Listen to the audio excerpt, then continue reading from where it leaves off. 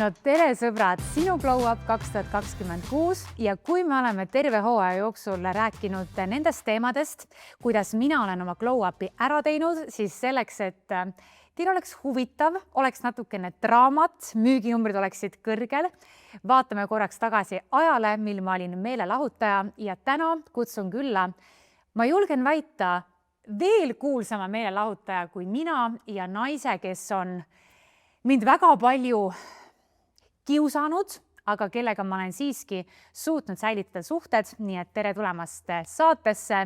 Naine, kellega mind pidevalt võrreldakse, Silvia Ilves ning Õhtulehe 3 aastat järjest parimaks ajakirjanikuks auhinnatud Anna-Maria Veidemann-Mako. Issand, mitte keegi pole tulnud kunagi mu podcasti episoodi oma lapse ja 2 koeraga. See on ainult Silve. Tule Silve edasi. Ja tead, ma ütlen, et mul on sulle juhsid, ma ei raatsi neid ju kasutada. Tule siia, istu, mida sa kaamera taga räägid? Kas sa istud sinna nüüd, jah? Ja tema istub siia. Selge. Ära muretse meil juba. Sa mõtlesid, et lähed istud siia. Pane see kole tops ära, see ei ole esteetiline. Ärge, meil on selline episood, et ma meelega ei lõika algusest mitte midagi välja, sest siis tuleb kõige rohkem inimese päris iseloom välja, sest muidu kui läheb kaamera tööle, kõik panevad ju maskid peale, eks ju. Silve, issa kui ilus sul see kehakreem on? Natuke ma teadsin, et sa oled nii ette valmistatud. Mina täiesti suvaliste retuusidega. Käisin Solarisest sukkpükse ostnud. Ma ei raatsi, mul on 1 paar sinu sukkapükse. Päriselt? Miks sa ei mõtlenud tasuta saatnud sulle need? Minu meelest... Ei, sul mehe on 11 milli, osta ise. Ei, no selles ei ole tal 1 milli rahad juba investeeritud ja läinud. Igaks ütlen, et mul on nii kõri nendest kirjadest. Palun investeeri sinna, investeeri tänna. Juba on läinud või? Ütleme nii, et parem ongi, ütleme, et on läinud, siis ehk ei... Ei, aga tegelikult ikka on olemas, eks? Ei, no olemas. No selge, sellest me veel räägime. Broneeritud juba, kõik on broneeritud, et ei ole enam midagi üle. Ma ei viitsigi algust, lähme kohe teemade juurde. Oota, ühesõnaga 11 miljoni investeeritud, ma vaatasin, et väga tubli, sihtasutus kuskil mingisugune loodi ka, eks ju? Ja, eks ta selle kõik need asjad ju... Ütleme, et tegelikult see peaks üldse mind puudutama, aga paratamatult... Kuidas sa ju abiellud? Mun esimene küsimus ongi, kas tuleb ühisvara või lahusvara? Ma tahtsin just küsida seda, kas on plaanis teha abieluvaraleping, sest et me ju keegi ei tea, kuidas ikkagi selle abieluga läheb, eriti sinu minevikku arvesse võtta, Silvia. Oi jaa, lihtsalt shots fired! 2 küsimust korraga. Kõigepealt, milline varatüüp? Küsin ma tulevase juristina. Esiteks, kuidas juba sinna me oleme jõudnud tänase päevaga? Ei, no aga lihtsalt tea. Me ei ole sellest isegi arutanud mitte, et see ei ole meie jaoks kõige tähtsam. Aga teil on ju kohe pulmad ju, nii palju kui minu andmed tõele vastavad. Me alles siin...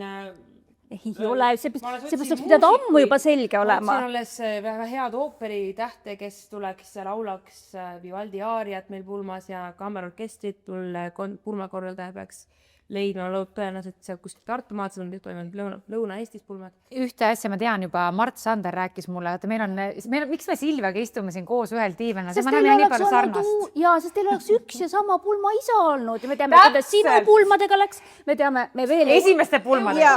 Kuuled, ega mees võib vahetuda, aga Mart Sander jääb pulma isaks. Ta peaaegu oleks. Sa ei ole abielus olnud, Brigitte. Valon Launiter. Mina olen olnud kunagi, kui ma noor ja naiivne olin.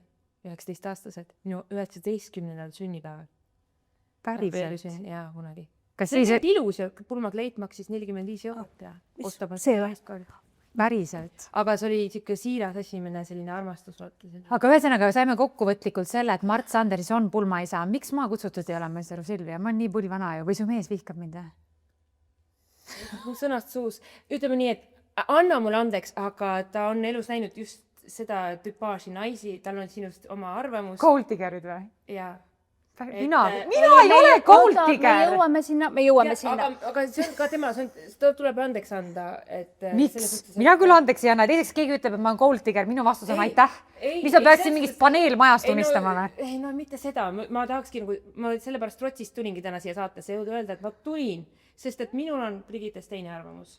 Ja no selle suhtes, et... Aga ma ütlen sulle, nii nagu mehed võtavad ilusa naise, nende välimuse pärast on okei, kui ilus naine võtab mehe tema rahakoti pärast. Täpselt nii pealiskaudsed võivadki inimesed olla. Ja see on ka see, mis mulle hetkel üldse ei meeldi.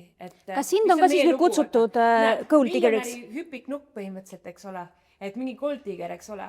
Juba nimetatud sind selliseks, jah? Aga kui me tuttusime Marekiga, see oli suvel. Keegi, ma ütlen päriselt, ma usun, et mitte keegi ja Anna-Maria Ammolõi, kui sa ei arva, et Silvia Ilves oleks golddigger. eriti vaadates tema minevikku. ja mina küll ei arva, aga ma saan aru neist, kes arvavad. Marekis palju jõukam inimene elus. Anna mu number. Okay. Ei no selles suhtes, et kui on 3. lapse isa ja millised need jõukad inimesed on, ma kardan tegelikult miljonäre. Mulle meeldis tegelikult see Marek rohkem, kui ma ei teadnud tema miljonitest.